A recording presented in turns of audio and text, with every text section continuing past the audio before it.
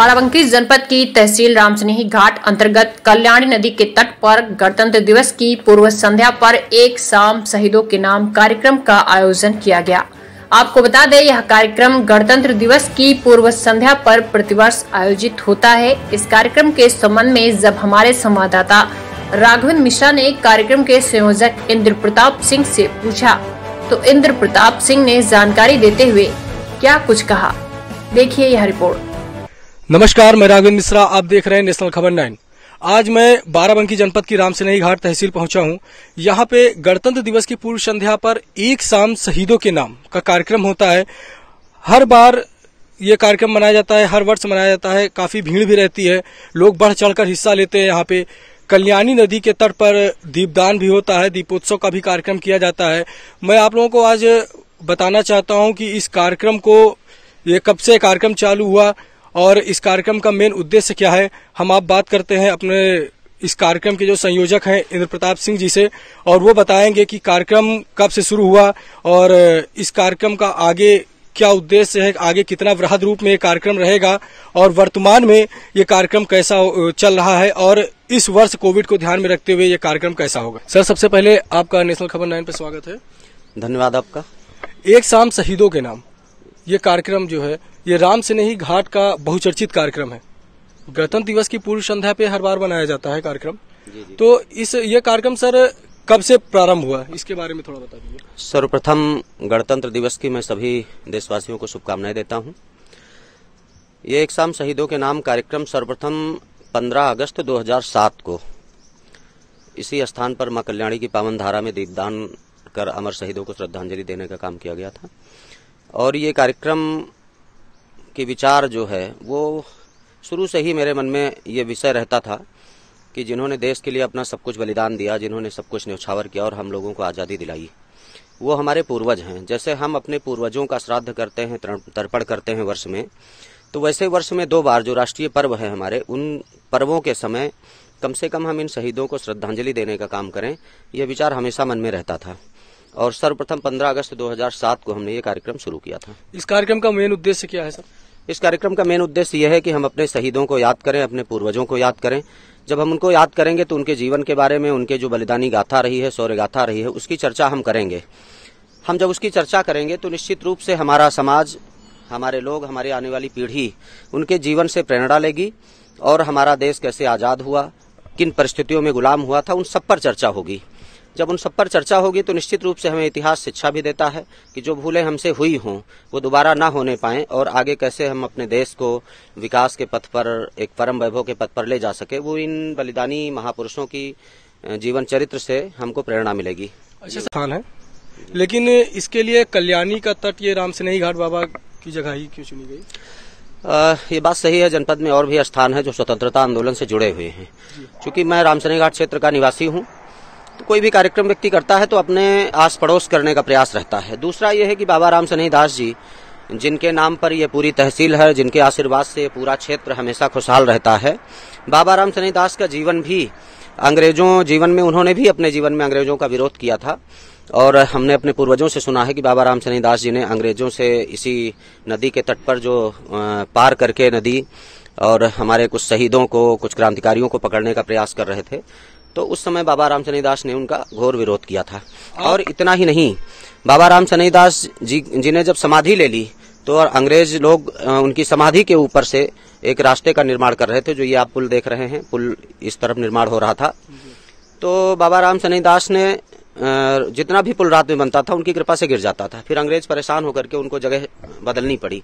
तो बाबा रामसनेही दास वो शख्सियत हैं जिन्होंने अपने जीवित रहते भी और जब समाधिस्थ हो गए तब भी उन्होंने अंग्रेजों की मंसूबे सफल नहीं होने दिए। इसलिए मैं उनको भी क्रांतिकारी मानता हूं, उनको भी स्वतंत्रता सेनानी मानता हूं, उनको नमन करता हूं। उनके नमन करने के लिए ही इस स्थान को मैंने चुना कि ये उनकी तपोभूमि है, क्रांतिकारी भूमि है, इसलिए इस कार्यक्रम को यहाँ किया जाए।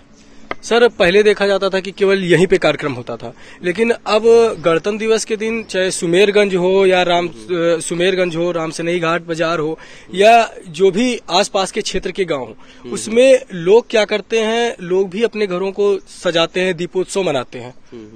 तो सर, ये जो आपका ये दीपोत्सव का उद्देश्य है, ये लगभग कितना आगे तक बढ़ा है, लोग कहाँ तक इस पे देखिए, जब हमने सबसे पहले 15 अगस्त 2007 को यहाँ कार्यक्रम शुरू किया था, तो चूंकि 15 अगस्त 2007 को ही विचार मन में आया और उसी दिन हमने कार्यक्रम का आयोजन किया, तो मात्र 65 लोगों को मैं सूचना दे पाया था और वो 65 लोग इस कार्यक्रम में पहली बार शामिल हुए थे। इसके बाद लगातार हमारा प्रयास रहा कि लोग राष्ट्रीय पर्व से जुड़ेंगे, क्योंकि जब हम राष्ट्रीय पर्व से जुड़ेंगे तो हम राष्ट्रीय विषयों पर राष्ट्रीय चिंतन करेंगे, और जब चिंतन करेंगे तो निश्चित रूप से हमारी जो आने वाली पीढ़ी है, हमारा समाज है, उसके मन में भी राष्ट्रवादी विचार पैदा होंगे। तो हमने शुरू किया और लोगों को प्रेरित किया कि आप राष्ट्रीय पर्व मनाएं, गणतंत्र दिवस मनाएं, गणतंत्र दिवस का उत्सव मनाएं। जैसे अन्य धार्मिक त्योहार आप घर में मनाते हैं, होली है, दिवाली है, बकरीद है, अन्य उत्सव हैं, उसी तरह से राष्ट्रीय पर्व है हमारा। देश के प्रत्येक व्यक्ति को यह पर्व मनाना चाहिए, तो हमने लोगों को प्रेरित किया। अब धीरे धीरे रामसनेही घाट में, नगर में लोग झंडारोहण करते हैं, अपने घरों पे तिरंगा ध्वज लगाते हैं, रास्तों को तिरंगे बैनर से जो है वो सजाया जाता है, और जो नौजवान हैं वो 300-400 की संख्या में सुबह तिरंगा हाथ में लेकर के डीजे के साथ प्रभात फेरी निकालते हैं मोटरसाइकिल से।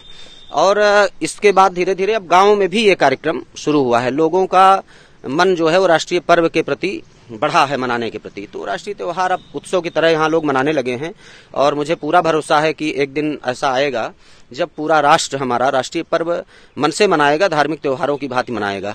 सर, आप जो भारत माता की प्रतिमा है, इसको भी आप घर घर में दे रहे हैं, लोगों को, युवाओं को दे रहे हैं कि अपने घर में भारत माता की प्रतिमा लगाएं। तो सर, इससे क्या फायदा होगा? क्या लोग राष्ट्र के प्रति इससे जागरूक होंगे? बिल्कुल। पहले तो हमें ये समझना चाहिए कि भारत माता कौन है। लोगों के मन में एक ये स्वाभाविक भाव है कि भारत का कोई नक्शा है और हमने माता मान लिया है। ऐसा नहीं है। हमारे शास्त्रों में भी एक श्लोक है, आप लोगों ने भी पढ़ा होगा, समुद्र वसने देवी पर्वतस तन्मंडले विष्णु पत्नी नमस्तुभ्यम पादस्पर्शम क्षमस्व में। हम सुबह जब नींद से जागते हैं और धरती पर पैर रखने के पहले प्रणाम करके और हम क्षमा याचना करते हैं, और इस श्लोक में है कि विष्णु की पत्नी है ये धरती जो है। तो जब साक्षात भगवान विष्णु की पत्नी है धरती, आदिशक्ति लक्ष्मी स्वरूपा हैं, तो हमको निश्चित इनकी पूजा करनी चाहिए। और इसलिए भी करनी चाहिए क्योंकि भारत माता हमारा प्रतिदिन सुबह से लेकर के शाम तक हमसे अच्छे बुरे सारे काम हो जाते हैं, हमसे गलतियां भी होती हैं, हम इस धरती पर ही करते हैं, इस माँ की गोद में करते हैं। तो हमारा ये फर्ज बनता है, जो धरती हमें सब कुछ देती है, ये धरती हमें सोना भी देती है, चांदी भी देती है, अन्न भी देती है, जल भी देती है, वायु भी देती है, हमारा पूरा जीवन इस धरती पर है। तो निश्चित रूप से हमको ऐसी भारत माता की पूजा करनी चाहिए, उनकी वंदना करनी चाहिए। और ये स्वामी विवेकानंद जी ने भी कहा था कि जिस दिन इस हिंदुस्तान के प्रत्येक घर में एक अखंड देवी भारत माता की पूजा होने लगेगी, हमारा देश परम वैभव पर पहुंच जाएगा। तो इसलिए हम लोगों से भारत माता का लगभग हमने 25,000 चित्र समाज में पहुंचाए हैं। भारत माता का चित्र दे करके लोगों से आग्रह करते हैं कि ये हमारी माँ है, साक्षात लक्ष्मी स्वरूपा है भारत माता, हम सबको इनकी वंदना पूजा करनी चाहिए। सर, राष्ट्र के प्रति आपका समर्पण कैसा है? क्या आप ऐसी कोई विरासत संयोजना चाहते हैं जो हमारे आने वाली पीढ़ी का भी उद्धार कर सके? निश्चित रूप से मैं ये कार्यक्रम करता हूँ। मेरी इच्छा है कि समाज में जो हमारी आने वाली पीढ़ी है वो राष्ट्रवादी विचारों से उत्प्रोत हो, राष्ट्रवादी भावना हो। क्योंकि जब हम किसी के प्रति हमारा लगाव होता है, सभी के मन में देश के प्रति लगाव है, देश के प्रति भक्ति है, ऐसा नहीं है, लेकिन कभी कभी हम उसका एहसास उस स्तर पे नहीं कर पाते हैं जहाँ करना चाहिए। तो जब लोगों के मन में इस देश के प्रति, भारत माता के प्रति लगाव होगा, एक श्रद्धा बनेगी, तो कोई भी गलत काम हमसे नहीं होंगे। जैसे आपके मेरे अगर संबंध हैं, आपके सामने मेरा कोई नुकसान होता हो तो आप नहीं होने देंगे। तो उसी प्रकार से अगर भारत माता के प्रति लगाव लोगों के मन में पैदा होगा तो कोई भी गलत काम कोई भी व्यक्ति नहीं करेगा। स्वतः उसके मन में यह विचार पैदा होगा कि नहीं, ये मेरी माँ है, मैं कोई ऐसा काम ना करूं जिससे मेरी माँ दुखी हो, मेरी माँ को कष्ट हो। तो इस नाते मैं चाहता हूं कि राष्ट्रवादी विचार लोगों के मन में बढ़ें। उसके लिए मैंने अभी पिछले साल में 2007 से कार्यक्रम करता हूं, समाज के सभी लोगों का सहयोग मिला, पूरा क्षेत्र बढ़ चढ़ करके हिस्सेदारी निभाता है।